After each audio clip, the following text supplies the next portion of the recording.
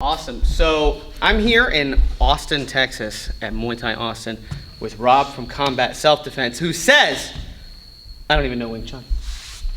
So we're here to fight. Just kidding.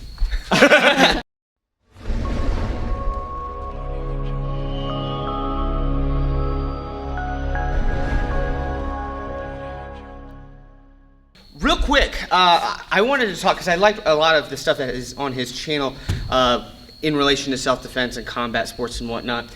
I have a problem with Wing Chun and Jeet Kune, and it is the range discussion. So there's multiple ranges of combat that they talk about, depending on who you talk to in the Jeet Kune camp.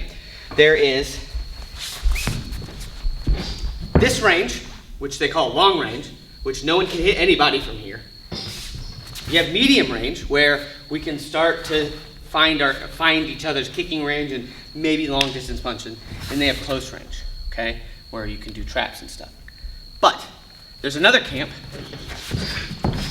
weapons range, kicking range, punching range, trapping range, grappling range, okay? That was a good grapple. So I have done a little jiu-jitsu. Oh, good, good. And judo. And Wing Chun. Oh, so you've got a gambit, yeah. Yeah. I have done one of those. So I'll let you guess in the comments which one I've done. It's really easy.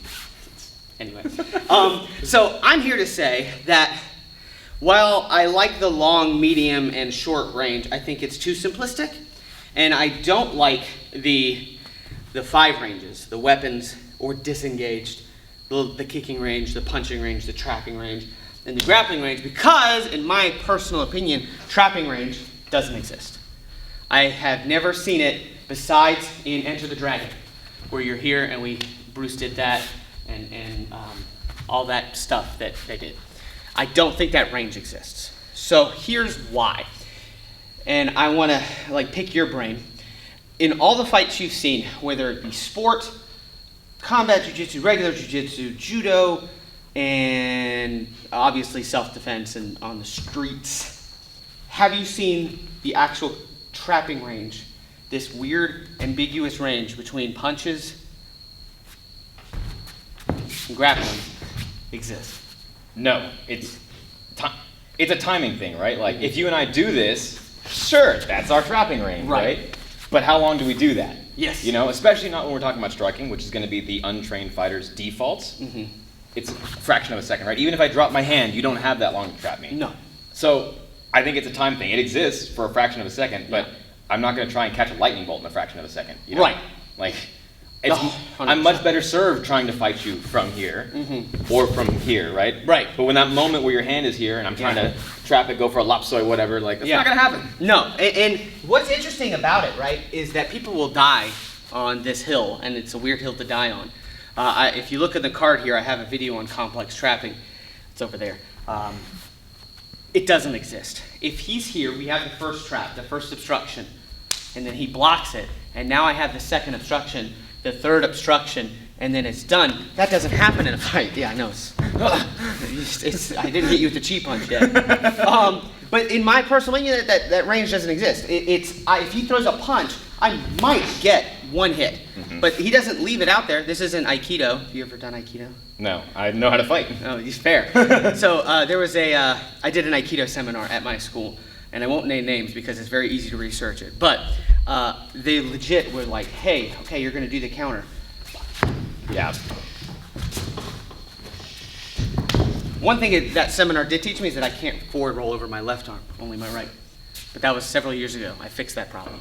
But anyway, tangent aside, I agree. I don't think the range exists. I think people get caught up in the training attributes because this is fun to train. There is merit in the funness of training, where if I'm here and then he goes, I can get a complex trap going. And then even more so than that, how familiar with chi sao are you?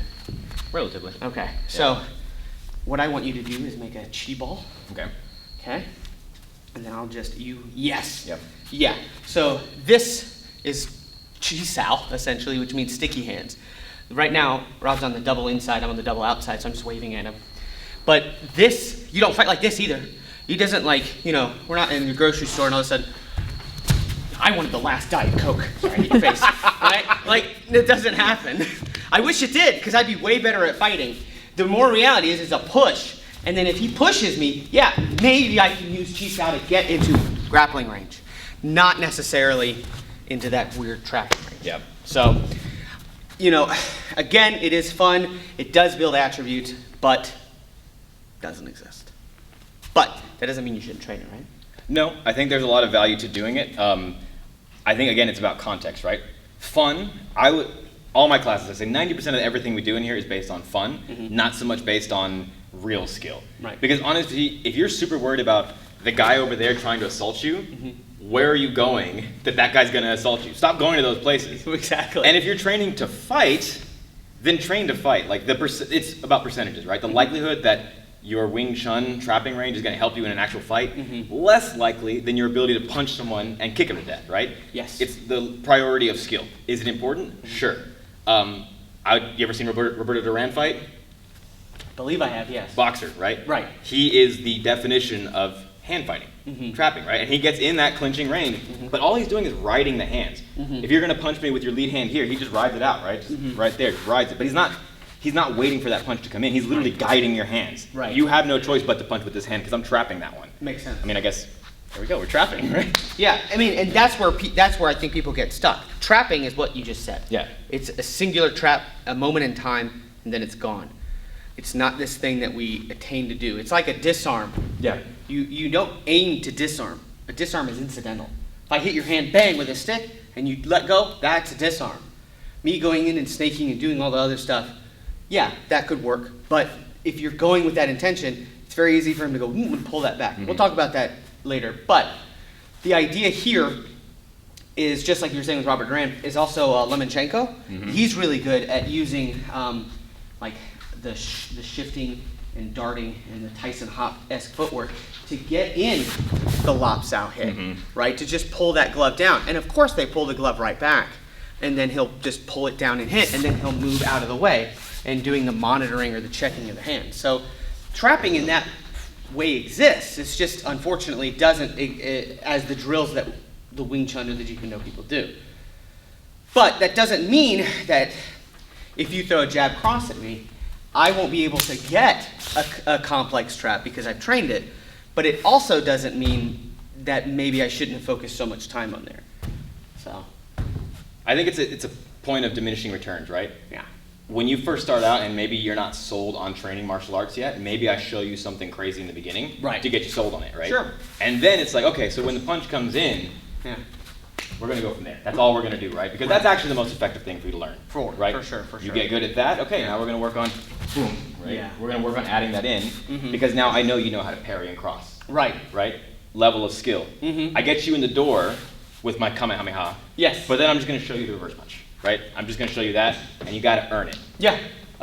That being said, I will say I think trapping is more important, not as important with the hands, more important with the feet. Okay. I do this a lot when I spar, especially when I'm sparring with not traditional martial artists, but traditional kickboxers, traditional boxers. Okay. Because traditionally, if you're right-handed, you're going to have your left foot in front, right? Right. And that's when, if I know you only know how to play that game, that's when I go to southpaw. Okay. And if I get here, this is called the southpaw advantage, right? I've got my right foot out, left hand lined up with you. Essentially, I've also trapped you here.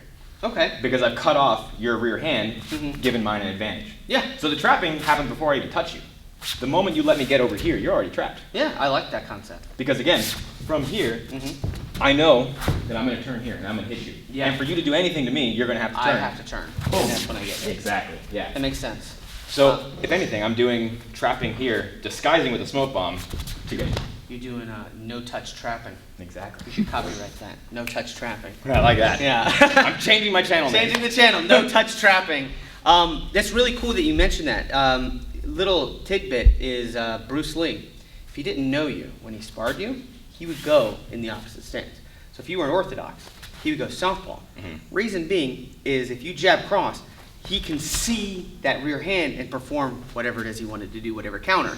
If he switched to southpaw, and Joe would go into the more orthodox stance. So yeah, you're already thinking about Bruce Lee. He knows everything. He knows, yeah. So, sweet. Yeah. Awesome, well, I appreciate it. Make sure you like the channel, or the video, whatever one. I like the channel. Yeah, make sure you like I the like the channel, channel. please. Subscribe to the channel if you are new. Hit the bell notification so you never miss my or any other handsome face I get on the YouTube channel. And make sure you comment if you like this type of content. Maybe I come out to Austin more often. And that being said, I'll see you in the next one. Later, y'all. Party on.